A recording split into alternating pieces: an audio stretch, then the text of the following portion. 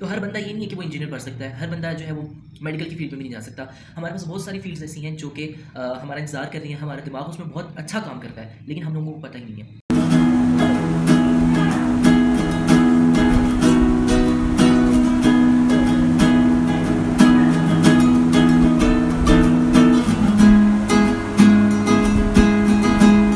कि हमने टेक्सटाइल को बहुत अंडररेटेड रखा है पाकिस्तान में, और हमारी सारी इकॉनमी जो है एक्सपोर्ट हमारी टेक्सटाइल पर है।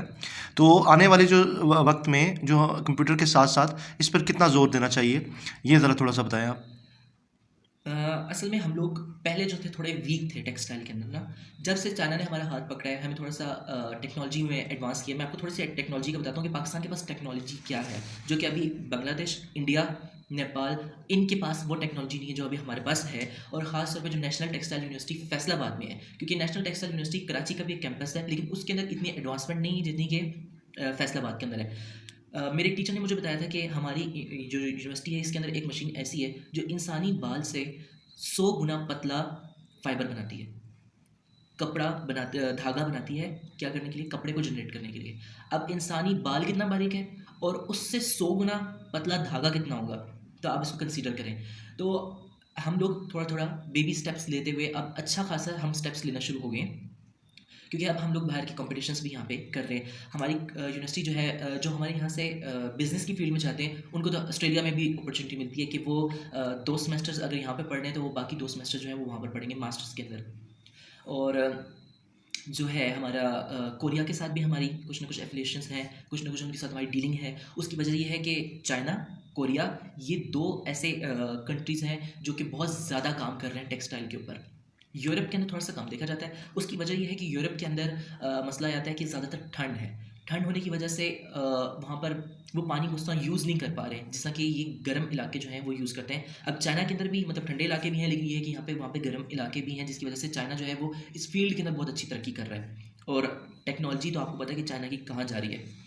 अच्छा, मुझे आप ये बताइएगा कि आने वाले वक्त में स्टूडेंट्स जो हैं ये इस फील्ड में क्यों आएँ, और बाकी फील्ड्स को छोड़कर सैचुरेशन तो बहुत हुई है पाकिस्तान में कंप्यूटर साइंस और दूसरे सब्जेक्ट्स की, इस तरफ क्यों आना चाहिए उनको? इस तरफ और डायरेक्शन इसको, और एक और चीज़ आप बताइएगा, जो पे है या जो सैलरी है, ये सबसे इम्पॉर्टेंट चीज़ तो यही होती है जो चाहता बिल्कुल, है, तो बिल्कुल। उसके बारे में बताएं ज़रा, अपॉर्चुनिटीज़ के बारे में इसको करने के बाद। बिल्कुल, पहले आपका जो क्वेश्चन है कि स्टूडेंट्स यहाँ पर क्यों आए? हमारे पाकिस्तान के अंदर मटीरियल इंजीनियर्स भी बहुत हैं, मैकेनिकल इंजीनियर्स भी बहुत हैं। हमारे पास यहाँ पे जितनी भी इंजीनियरिंग है बहुत ज़्यादा है। मेडिकल में हमें बहुत है। हमें पता है कि हमें मेडिकल में पढ़ना एक तो इतना पड़ता है, ऊपर से दाखिले कितनी मुश्किल है हमारे, हम यूनिवर्सिटीज़ में एंटर ही नहीं हो सकते। इतने इतने मेरिट के बाद भी, इतने इतने हम लोग अपनी परसेंटेज के बाद भी वहाँ पे एंटर नहीं हो सकते। प्री इंजीनियरिंग में भी सारे लोग इंजीनियरिंग कर रहे हैं, कर करके डिग्री घर में संभाल संभाल के कुछ अपने अब्बू के बिज़नेस को संभाल रहे हैं, कुछ जो है वो बाहर जाके कहीं नौकरी कर रहे हैं, कहीं धक्के खा रहे हैं। ये ऐसी फील्ड है कि एक ऐसा प्लेटफॉर्म है, ये आपके पास एक ग्राउंड है जो बिल्कुल खाली पड़ा है, क्योंकि पाकिस्तान के अंदर टेक्सटाइल के स्टूडेंट्स की बहुत ज़्यादा ज़रूरत है। जब एक स्टूडेंट आता है ना, वो खाली स्टूडेंट नहीं आता, वो न्यू आइडियाज़ को लेकर आता है, और वो आइडियाज़ जो जनरेट होते हैं वो यूनिवर्सिटी के अंदर जनरेट होते हैं, वो टीचर्स जनरेट करते हैं, उनको एक डायरेक्शन देते हैं।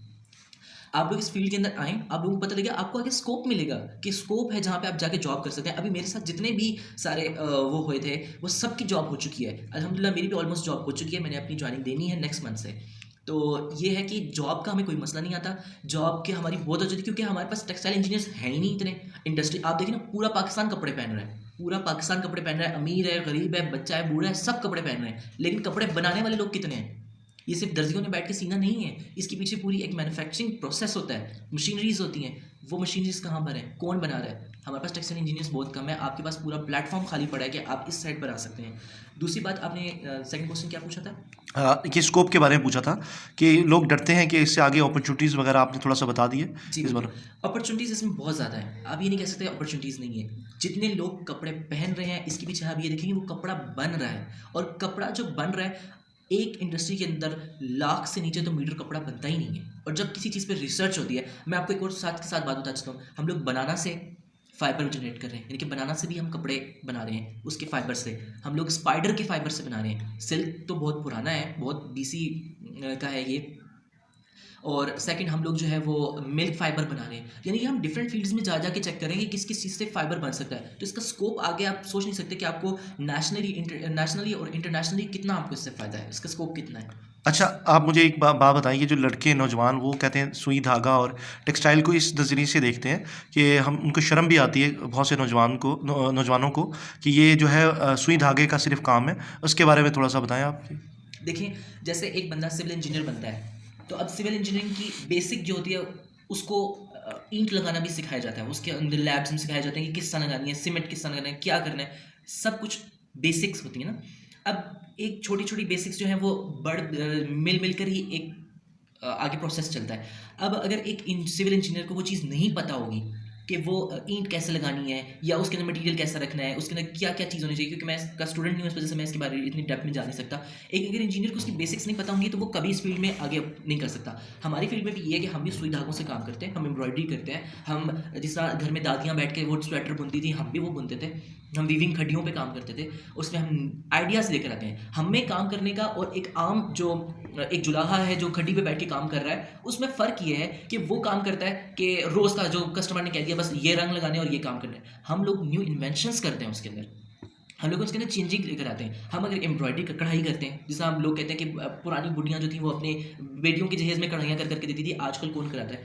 आपको जब किसी चीज़ की बेसिक नहीं पता होगी आप उसके आगे कैसे प्रोसेस कर सकते हैं, आप उसके अंदर न्यू अपनी इन्वेंशंस कैसे कर सकते हैं, आपको बेसिक पता होनी ज़रूरी है। और अगर वो काम आपको आगे यूज़ होता भी है तो आप ये अपने अंदर से ये चीज़ इसको तोड़ें कि ये मर्दों की लाइन है और ये औरतों की लाइन है। कोई लाइन मर्दों की नहीं है और कोई लाइन औरतों की नहीं है। आपको जिस चीज़ के लिए अल्लाह ताला ने, जिस काम के लिए आपको अल्लाह ताला ने पैदा किया उसने वो काम आपसे ले लेना है, चाहे वो औरतों की फील्ड का है या मर्दों की फील्ड का है। आप ये देखें कि वो काम इज्जत वाला है, आप ये देखें कि वो काम आपको जो है वो मतलब आपको रिटर्न कर रहा है, आपको जो है वो इतना पे कर रहा है वापस कि आप अपनी लाइफ के अंदर सेटिस्फाई हैं, आपके घर वाले सेटिस्फाई हैं। आप इस चीज़ को देखें, आप ये चीज़ मत देखें कि हाथों में सुइयाँ हैं या हाथों में कुछ है। हाथों के अंदर ये जो है मतलब मज़दूरों के वो उठाने से बेहतर है कि आपके हाथों में ऐसी हुनर हो कि आप काम कर सकें। मज़दूरी कोई बुरा काम नहीं है, लेकिन हर इंसान का हक है और हर इंसान पे मेरे ख्याल में ये फ़र्ज़ है कि वो अपनी ग्रोथ करे, नीचे से ऊपर की तरफ जाए। अगर इतना काम अगर एक बंदे ने कर रखा है तो वो इतने से ऊपर जाए, ये हर बंदे के ऊपर फ़र्ज़ है। तो इसी तरह आप लोग इस चीज़ से शर्म मत खाएं कि आपके हाथ में सुई धागा मशीन सिलाई मशीनें हैं, हम भी करते हैं। ये जितने बड़े बड़े डिज़ाइनर्स हैं, आप तो इसकी बात करें जो इंटरनेशनल डिज़ाइनर्स हैं वो इतने बड़े बड़े डिज़ाइनर्स हैं कि उनको तो मतलब खुद कुछ करने की ज़रूरत नहीं है, लेकिन जब तक वो एक मास्टरपीस अपने हाथ का बना नहीं लेते वो किसी अपने टेलर को या किसी डिज़ाइनर को वो अपने उसके ऊपर काम नहीं करने दे सकते जो उनके पास जॉब कर रहे होते हैं। तो ये बहुत मतलब एक अलग बात है या गलत बात है कि आप लोग ये कहें कि सुई धागा हाथ में नहीं होना चाहिए या कोई औरतों से मतलब चीज़ें आपके पास होती हैं। हम लोगों ने यहाँ तक कि हमने क्विल्ट भी डिज़ाइन किए हैं, रज़ाइयाँ भी हम लोग, अब सब कुछ मैन्युफैक्चरिंग मशीन्स में हो रहा है, लेकिन हाथ से करने का मकसद ये होता है कि आपको पता चले कि वो काम उस चीज़ की मैन्युफैक्चरिंग कहाँ से स्टार्ट हुई और उसके बेसिक क्या हैं। तो इसके लिए ये बहुत ज़रूरी है और इसमें शर्म बिल्कुल अपने अंदर मत लेकर आए कि आपके हाथ में क्या चीज़ है क्या नहीं है। और मैं आपको एक और बात बता दूँ कि डिज़ाइनिंग की फील्ड में जो बॉयज़ हैं वो बहुत अच्छा काम करते हैं। बेशक आप उनको देख के जो मर्ज़ी कहें कि ये ऐसे हैं वैसे हैं जैसे मर्ज़ी हैं, डिज़ाइनिंग की फील्ड में बॉयज़ बहुत अच्छा काम करते हैं, बहुत अच्छा दिमाग चलता है। जैसे आजकल ऐसा हो रहा है कि लेडीज़ जो हैं वो अपनी इस इंजीनियरिंग की फील्ड में बहुत ज़्यादा जा रही हैं, लेडीज़ पायलट बन रही हैं। उसकी वजह ये है कि वो इस फील्ड में जा रही है, उनका दिमाग ओपन हो रहा है कि हम लोग ये सुई धागों से निकल के हम सिलाई मशीन से निकल के हम ये काम भी कर सकते हैं। तो हम वो काम करते आए हैं, हम जहाज़ भी उड़ाते आए हैं, हम जो है वो क्या कहते हैं इंजीनियरिंग भी करते हैं, हम मेडिकल में भी जाते हैं। अब ये काम भी करके देखें, इस काम में भी बहुत इज्जत है और इस काम में भी बहुत वक़ार है। किस्म के स्टूडेंट जो है इसमें जाना चाहिए, जिनको शौक हो या जिनको शौक नहीं है वो भी जा सकते हैं, ज़रा ये बताइएगा आप। देखिए मतलब फॉर एग्जांपल अगर एक बंदा है ना जिसको किसी चीज़ का शौक है, फिर उसको तो उसी शौक में जाना चाहिए, ठीक है। क्योंकि वो वहीं पे कामयाब है। अगर एक बंदा है जिसको किसी चीज़ का भी शौक नहीं है, वो कहता है कि मैं यहाँ पे भी चला जाऊँ तो मैं ठीक हूँ, तो मैं यहाँ पे भी चला जाऊँ तो मैं ठीक हूँ, तो मैं उसको ये ज़रूर कहूँगा कि वो टेक्सटाइल की फील्ड में ज़रूर है। मैं ये नहीं कहता इंजीनियरिंग की फील्ड में, आप इंजीनियरिंग में आएँ, आप डिज़ाइनिंग में आएँ, आप फैशन डिज़ाइनिंग में, आप किसी फील्ड में भी आएँ, आप मार्केटिंग की फील्ड में आएँ। टेक्सटाइल मार्केटिंग इतना बड़ा बिजनेस है, इतना बड़ा बिजनेस है, आपको नहीं पता कि सोफ़े का कपड़ा कहाँ कहाँ से आपके पास आ रहा है, आपको नहीं पता कि पर्दे का कपड़ा कहाँ कहाँ से आपके पास आ रहा है, आपको ये नहीं पता कि ऐसे ऐसे पर्दे भी हैं जो साउंड प्रूफ हैं, आपकी आवाज़ को बाहर नहीं जाने दे रहे। तो ये चीज़ें कहाँ से आ रही हैं? बहुत इंटरेस्टिंग सब्जेक्ट्स हैं, बहुत इंटरेस्टिंग चीज़ है। हमने हर सब्जेक्ट को अपने एक एक सेमेस्टर के अंदर ज़रूर पढ़ा है। यूनिवर्सिटी के बारे में थोड़ा सा बताएं, उसकी फ़ीस वगैरह और उसका स्ट्रक्चर के बारे में, कहाँ पर मौजूद है वो? सर हमेशा ये होता था कि जब जिस टाइम मैंने अप्लाई किया उस टाइम जो मेरी फ़ीस थी वो 57,000 थी, जो मेरी फ़ीस थी। अब हर साल जो है इनका 10% बढ़ जाता है। अब जो लास्ट इनका अभी बैच आया ना, जो मैं पास आउट हुआ हूँ और मेरे बाद जो जूनियर आए हैं, मुझे उसके बारे में इन्फॉर्मेशन मिली है कि वो 90 के राउंड अबाउट थी फ़ीस उनकी। तो अब यहाँ तक डिज़ाइनर्स की पहुँच चुकी है। अब डिज़ाइनर्स की फ़ील्ड में ये होता है कि लैब्स भी बहुत ज़्यादा होती हैं, मटेरियल बहुत ज़्यादा यूज़ होता है, इन्फॉर्मेशन और आगे वर्किंग बहुत ज़्यादा होती है, इसलिए डिज़ाइनर्स की फ़ीस भी ज़्यादा होती है। और जब ये आगे फील्ड में जाते हैं, स्कोप में जाते हैं अपने, तो वहाँ पे इनकी अर्निंग भी ज़्यादा होती है इंडस्ट्रीज़ के अंदर, और अपने स्टूडियोज़ के अंदर तो फिर उनका खुद की मेहनत होती है जितना वो अर्न कर सकते हैं। जो इंजीनियर्स होते हैं उनकी जो जिस टाइम मैं गया था उस टाइम इंजीनियर्स की 45 थी। तो अब जो है वो बढ़कर जो है वो तकरीबन ऑलमोस्ट 60 और 70 तक पहुंच जाएगी, क्योंकि इंजीनियरिंग पे भी डिपेंड कर रहा होता है। आप प्रोसेसिंग कर रहे हैं उसमें ज़्यादा मतलब उसकी फ़ीस ज़्यादा है, और अगर आप स्पिनिंग कर रहे हैं तो उसकी फ़ीस कम है। तो ये इस तरीके से चलती है उनकी फ़ीस जो है वो, हर सब्जेक्ट के लिहाज से वो उनकी फ़ीस ज़रा चेंज है। तो आप लोगों के लिए ये बहुत अच्छा चांस है कि आप लोग जो भी इंटर कर रहे हैं, प्री इंजीनियरिंग कर रहे हैं, मेडिकल कर रहे हैं, आप उसके बाद प्री इंजीनियरिंग के बाद तो खास तौर पे आप अप्लाई ज़रूर करें एक दफ़ा टेक्सटाइल इंजीनियरिंग के लिए, प्रोसेसिंग के लिए, किसी न किसी फील्ड के लिए। ये बहुत वास्ट फील्ड है और पाकिस्तान को न्यू आइडियाज़ की बहुत ज़रूरत है, क्योंकि हमारा अब कंपटीशन जो है वो इंटरनेशनल लेवल पे होना स्टार्ट हो गया है। इंटरनेशनल कॉम्पिटिशन्स होते हैं, हम लोग खुद कॉम्पिटिशन्स करते रहे हैं इंटरनेशनल। तो आप सबसे भी मेरी यही दरख्वास्त है कि आप लोग इस फील्ड की तरफ तवज्जो करें, कुछ समझने की कोशिश करें। हम जो कपड़ा अपने जिस्म के इतना करीब रखते हैं, ये एक पूरी साइंस है, ये एक पूरा सब्जेक्ट है, और हम ये कपड़ा हमारे सामने आता है, ये ऐसे नहीं आता, ये हज़ार मशीनों के अंदर से गुजर के आता है। तो हमें जानना चाहिए या हमें इसके बारे में इल्म होना चाहिए कि ये कपड़े की स्टडी क्या है। अगर हमारी जो यूनिवर्सिटी है वो अब और भी फील्ड्स के अंदर आ रही है, जैसा IT, इंफॉर्मेशन टेक्नोलॉजी हमारे पास आ जाता है, इंटेलिजेंस हमारे पास आ जाता है, CS आ जाता है, इस फील्ड के अंदर भी गई हैं हमारी जो यूनिवर्सिटीज़ है। अब मैं आपको ये बात बताना चाहता हूँ कि मतलब कंप्यूटर का हमारी फील्ड के साथ कितना रिलेशन है, मैं आपको ये बताता हूँ। सबसे पहले मैं आपको जैकार्ड की बात करूँगा। जैकार्ड, इसके लिए कुछ सॉफ्टवेयर यूज़ होते हैं, इसके लिए सॉफ्टवेयर यूज़ होते हैं, आरहा वीव यूज़ होता है, इसके लिए डॉबी वीव यूज़ होता है, ये इसके सॉफ्टवेयर है। अब ये सॉफ्टवेयर जो है ये कहाँ चलते हैं, ये आपके कंप्यूटर्स में चलते हैं। ये सारा डीलिंग जो है ये कंप्यूटर डील कर रहा होता है और सारा आगे जो मशीनरी होती है वो उसकी वर्किंग कर रही है, उसको फॉलो कर रही होती है। जिस तरह कि आप कंप्यूटर से कोई प्रिंट निकालना होता है, आप अपने प्रिंटर को कमांड देते हैं और प्रिंटर काम करता है। इसी तरह ये जो मशीन्स होती हैं, कंप्यूटर होता है, ये मशीन्स को कमांड देता है और मशीन्स आगे कपड़ा बुनती भी हैं, कपड़ा प्रिंट भी करती हैं। डिजिटल प्रिंटिंग होती है, ये सारी उस पर होती है। जो हमारी निटिंग होती है, निटिंग के अंदर हमारे जो हमारे स्टिचेस बनते हैं, मैं ज़रा डिटेल में नहीं जाऊँगा क्योंकि आप लोगों को भी उसकी अंडरस्टैंडिंग नहीं है। वो स्टिचेस भी हम लोग अपने कंप्यूटर से उसको डिफाइन कर सकते हैं कि हमें कहाँ पे कौन सा स्टिच चाहिए। तो कंप्यूटर एक ऐसी फील्ड है कि हर चीज़ के साथ वो अटैच है। मैं टेक्सटाइल डिज़ाइनर हूँ, मैंने अपना जो हमने इलस्ट्रेटर पढ़ा है वो भी कंप्यूटर है, और हमने जो है फ़ोटोशॉप पढ़ा है वो भी कंप्यूटर है। इसके अंदर फैशन डिज़ाइनिंग के अंदर तो और बहुत से एडवांस जो है वो अब आ रहे हैं, जिसमें आप लोग 3D अपनी डिज़ाइनिंग कर सकते हैं और ये देख सकते हैं कि आपका जो कस्टमर है उसको वो पहन कर या उसके वेयरिंग के बाद उसकी क्या लुक आएगी। हम लोगों को अभी ये अवेयरनेस नहीं है कि हमारे पास इंजीनियरिंग और मेडिकल के अलावा और स्कोप क्या-क्या हैं। अब जब मैं यहाँ पे इंटर कर रहा था, मैंने इस्लामाबाद से अपना इंटर किया है। अब मैं जब यहाँ पे इंटर कर रहा था तो मेरे साथ मसला ये था कि मुझे पता ही नहीं था कि लाइंस और क्या-क्या हैं, स्कोप क्या है। तो मैं मतलब ये सोचता था कि पता नहीं मेरा मेडिकल में होगा नहीं होगा, मेरा इंजीनियरिंग में, मैंने प्री इंजीनियरिंग की थी तो मुझे ये था कि इंजीनियरिंग में मेरा होगा या नहीं होगा। तो इतने ज़्यादा मतलब हमें वो डाउट होते हैं कि हम सोच ही नहीं सकते कि हमने किस फील्ड में जाना है। एक तो ये होता है कि ना हमारे पेरेंट्स को पता होता है, और ना ही हमारे जो यहाँ पे इस्लामाबाद में पढ़ाने वाले टीचर्स हैं मोस्टली उनको ये पता होता है कि इन मेडिकल और मेडिकल और इंजीनियरिंग के अलावा कौन कौन सी जो है वो फील्ड्स हैं। तो मुझे असल में ड्राइंग का शौक था, तो मैं उसके बेस पे जो मैंने स्कोप अपना चूज़ किया वो मैंने टेक्सटाइल डिज़ाइनिंग एंड टेक्नोलॉजी को चूज़ किया है। अब मैं आपको ये बताता हूँ कि ये फील्ड्स क्या हैं। टेक्सटाइल का मीनिंग है फैब्रिक, इनके फैब्रिक की प्रिपरेशन, मैन्युफैक्चरिंग, सब कुछ। अब इसके अंदर डिफरेंट टाइप है, क्योंकि आपको पता होगा कि पाकिस्तान का ज़्यादातर बिजनेस जो है वो अपने टेक्सटाइल के बेस पे हो रहा है। इसके अंदर टाइप्स इतनी हैं कि अगर हम लोग उसको काउंट करना शुरू कर दें तो शायद हमें काफ़ी टाइम लगे उसकी डिटेल में जाने के लिए। अब मैं आपको ये स्टार्ट से अगर बताऊँ कि टेक्सटाइल एक बहुत वास्ट फील्ड है और हर मुल्क में कपड़ा पहना भी जाता है और मोस्टली ममालिक में कपड़े बनाए भी जाते हैं। तो कपड़े बनने के लिए ये बहुत ज़रूरी है कि उसका नॉलेज, उसका कंप्लीट नॉलेज आपके पास होना चाहिए। अब ये एक ऐसी फील्ड है कि हम जो 9, 10 फर्स्ट ईयर सेकंड ईयर में हम जो कुछ भी पढ़ते हैं ना, वो सब का सब यहाँ पर यूज़ हो रहा है। उसमें बायोकेमिस्ट्री और इसकी कोई हद नहीं है, वो सब का सब वहाँ पे यूज़ हो रहा है। अब ये है कि हम लोगों को ये पता नहीं है कि हम लोग ये जो हम 11वीं 12वीं में चीज़ें पढ़ रहे हैं, हमने इनको आगे यूज़ कहाँ हो रही हैं ये चीज़ें, लेकिन वो सब की सब आपकी फील्ड में यूज़ हो रही हैं। मैं सिर्फ अपनी फील्ड के बारे में बात करूँगा जो कि है टेक्सटाइल के बारे में।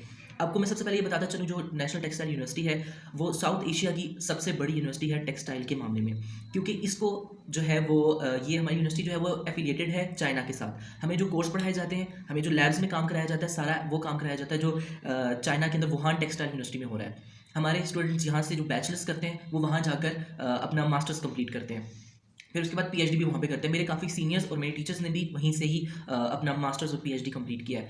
अब मैं आपको ये बताता हूँ कि इंजीनियरिंग जो है हम लोग ये जानते हैं, मटेरियल इंजीनियरिंग होती है, मैकेनिकल इंजीनियरिंग है, पेट्रोलियम इंजीनियरिंग है, लेकिन इसमें हम लोग जाते वक्त बहुत डरते हैं, क्योंकि हम लोगों की जो फिजिक्स केमिस्ट्री के ऊपर जो हमारी ग्रिप होती है वो बहुत वीक होती है, जिसकी वजह से हम बहुत डरते हैं। लेकिन हमें ये पता नहीं है कि इंजीनियरिंग जो है वो टेक्सटाइल इंजीनियरिंग इतनी बड़ी इंजीनियरिंग है कि उसका इतना बड़ा स्कोप है, लेकिन हम लोगों को पता ही नहीं है, क्योंकि हमें अवेयरनेस ही नहीं है कि ये टेक्सटाइल फील्ड क्या है। मैं आपको बताता हूँ कि इसमें फील्ड्स कौन कौन सी हैं।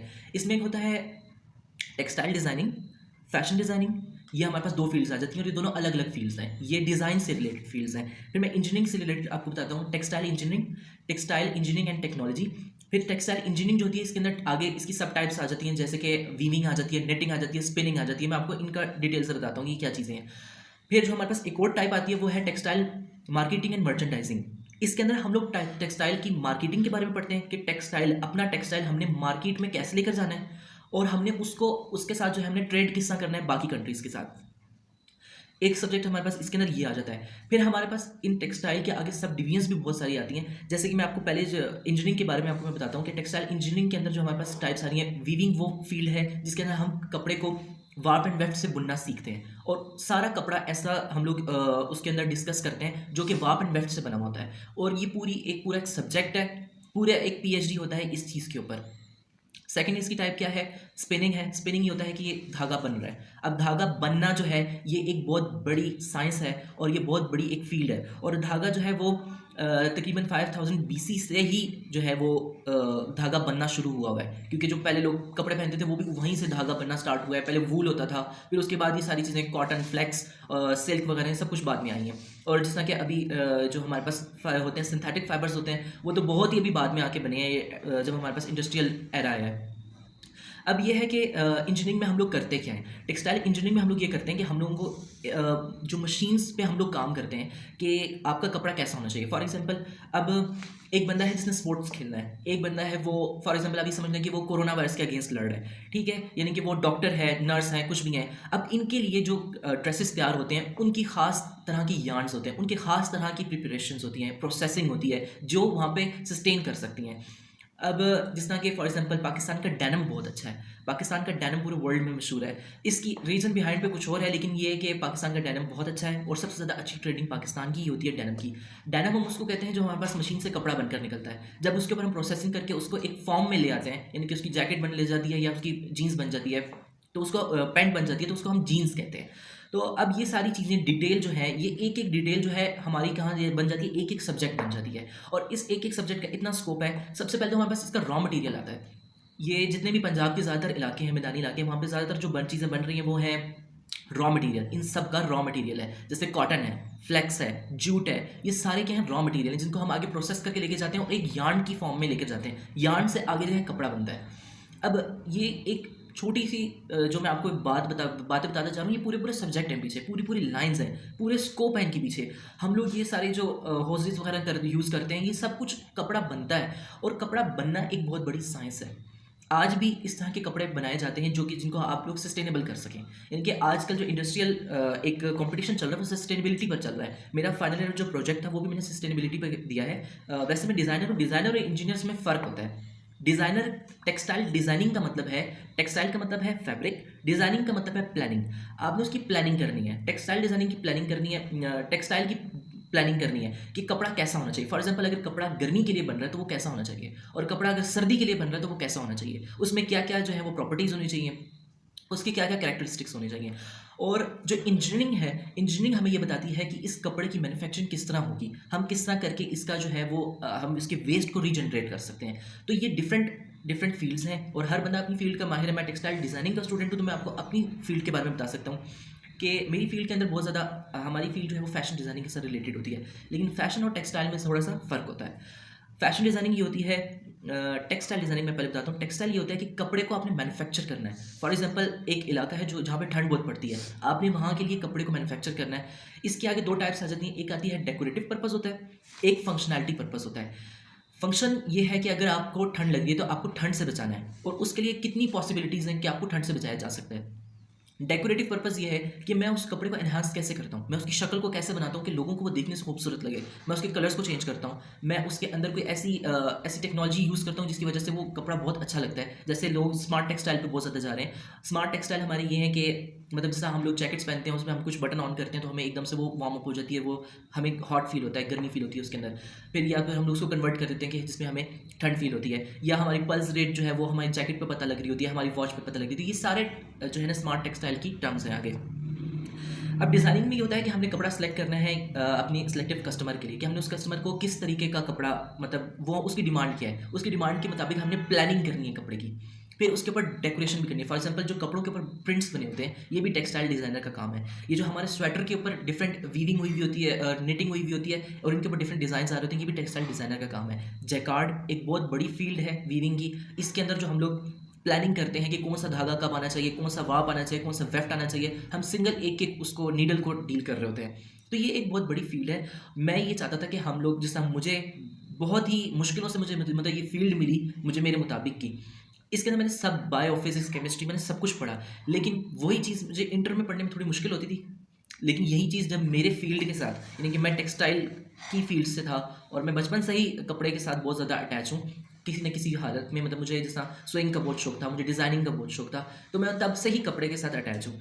और जब वो मुझे ये सारी चीज़ें मुझे कपड़े के मामले में पढ़ने को मिली है ना, तो ये मुझे चीज़ें बहुत ईजी और बहुत अंडरस्टैंडेबल थी कि मैं इसको बहुत इजीली अंडरस्टैंड कर जाता था, जो कि चीज़ें मैं पहले नहीं कर पाता था। उसकी वजह ये है कि हम लोगों को पता है कि आपने किस फील्ड में जाना है। एक आपने चले जाना है इसमें प्री इंजीनियरिंग में चले जाना है, दूसरा आपने चले जाना है मेडिकल में चले जाना है। अब ये 2 फील्ड हमारे सामने आ जाती हैं और हर बंदा इस दिमाग का नहीं बना हुआ। अल्लाह ताला ने हर किसी को अलग अलग सलाहियत बख्शी है, तो हर बंदा ये नहीं है कि वो इंजीनियर पढ़ सकता है, हर बंदा जो है वो मेडिकल की फील्ड में भी नहीं जा सकता। हमारे पास बहुत सारी फील्ड्स ऐसी हैं जो कि हमारा इंतज़ार कर रही हैं, हमारा दिमाग उसमें बहुत अच्छा काम करता है, लेकिन हम लोगों को पता ही नहीं है। तो आप लोगों के लिए ये बहुत अच्छा चांस है कि आप लोग जो भी इंटर कर रहे हैं, प्री इंजीनियरिंग कर रहे हैं, मेडिकल कर रहे हैं, आप उसके बाद प्री इंजीनियरिंग के बाद तो खास तौर पे आप अप्लाई ज़रूर करें एक दफ़ा टेक्सटाइल इंजीनियरिंग के लिए।